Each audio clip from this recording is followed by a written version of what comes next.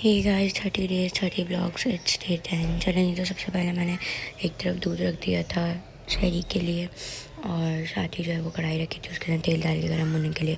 आज बोटियाँ बनाई थी अम्मा ने, उसके ऊपर पहले से मसाला लगा के रखा हुआ था, उसको मैरिनेट करके मैंने उसको जैसे तेल गर्म हो गया तो मैंने उसको कढ़ाई के अंदर डाल दिया और उनको पकने दिया बोटियों को ना।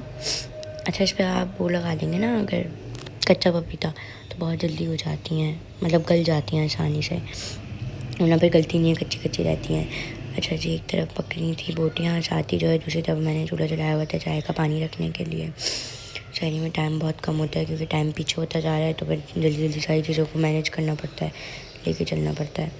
तो बोटियाँ जो हैं वो मेरी पक रही थी, स्लो फ्लेम पे मैंने जो है वो रखी हुई थी कि अच्छे तरीके से गल जाए। साथ ही दूसरी तरफ मैं पैन ले आई थी पानी डाल के, और फिर जैसे ही पानी में उबाल आ गया तो फिर मैंने उसमें चीनी पत्ती ऐड कर दी थी।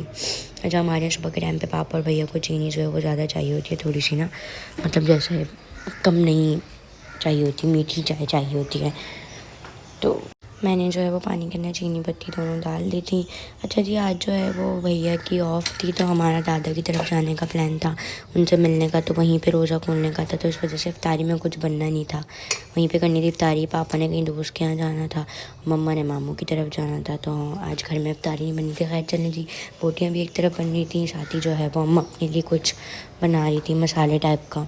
फिर फटाफट से अम्मा ने पराठे वगैरह बनाए, मैंने जो है वो फिर पराठे वगैरह बना रही थी, साथ ही मैंने चूल्हे पे अंडा बनाया एक हाफ़ फ्राई।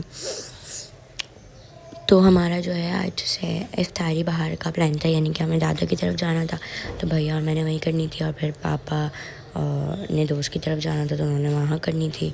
मम्मा ने कहा था मैं मामू के यहाँ जाऊँगी, उनको कोई काम वगैरह था, कपड़े वगैरह देने स्टिचिंग के लिए, तो इस वजह से उन्होंने मामू की तरफ जाना था, तो हमारा प्लान डिसाइड हुआ था। खैर फटाफट से फिर मैंने अंडा वगैरह बनाया, उसके बाद मैंने नमक काली मिर्च वगैरह डाल के उसको मैंने प्लेट में निकाल लिया। साथ ही मैंने दूसरी तरफ चाय भी निकाल ली थी क्योंकि देर बहुत होती है तो फटाफट से सारे काम जल्दी जल्दी से करने होते हैं। चाय मेरी से थोड़ी सी गिर भी गई थी भाई, गिर जाती है अक्सर।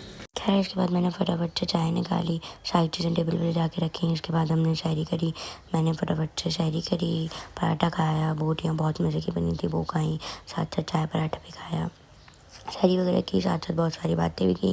बातें वगैरह करने के बाद जो है वो एज़ यूजुअल हमेशा की तरह जो मेरा काम होता है, जो मुझे करना होता है शायरी के बाद, नमाज से पहले बर्तन वगैरह धोए, सारे किचन वगैरह समेटा, बर्तन वगैरह धोने के बाद अज़ान हो गई थी तो फटाफट से पहले जाके पानी पिया, फिर आधे बर्तन बाद में समेटे, पूरा किचन वगैरह समेटने के बाद नियत की। इसके बाद अज़ान हो गई थी तो नमाज़ अदा की, नमाज़ अदा करने के बाद कुरान पाक पढ़ा और उसके बाद मैं सोने चली गई। अच्छा, उठने के बाद ज़्यादा कुछ करना नहीं था क्योंकि जाना था हमने, तो खैर फिर मुझे और मैं उठ के ज़्यादा थोड़े से बाहर के नज़ारे वगैरह किए, फिर जो है वो नमाज़ अदा की ज़ोहर की। उसके बाद जो है वो तैयार वगैरह हुए, उसके बाद ताई की तरफ चले गए, वहाँ पे जो है वो आलू के पराठे बन रहे थे इफ्तारी में, तो मैंने छोटी सी उनके घर की क्लिप ले ली। खैर सारी चीज़ें दस्तरखान पे लग चुकी थी, इफ्तारी का टाइम होता, फिर फटाफट से हमने सारी इफ्तारी की, इसके बाद जो है नमाज़ अदा की, इसके बाद हम लोग घर चले गए। अल्लाह हाफ़िज़, अब मिलेंगे नेक्स्ट व्लॉग में।